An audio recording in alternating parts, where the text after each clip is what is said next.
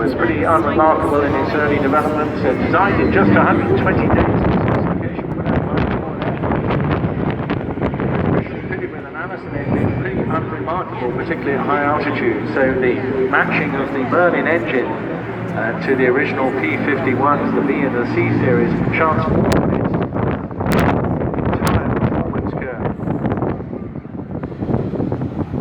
As a result of additional fuel tanks, Mustangs were able to accompany the bomber missions deep into enemy territory with an excess of well over 1,000 miles available to them. This particular Mustang, built too late to see combat service in World War II, one of the last Mustangs to be constructed at North American Aviation's Dallas, Texas plant.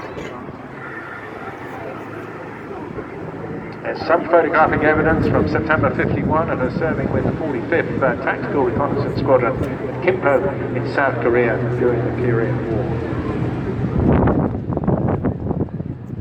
As we've seen a little earlier though, we mentioned the F-80, the T-33s. By the late 1951, the 45th were replacing their aging Mustangs with the F-80 machines. And so the Mustang was retired and sent back to serve with the Air National Guard. That.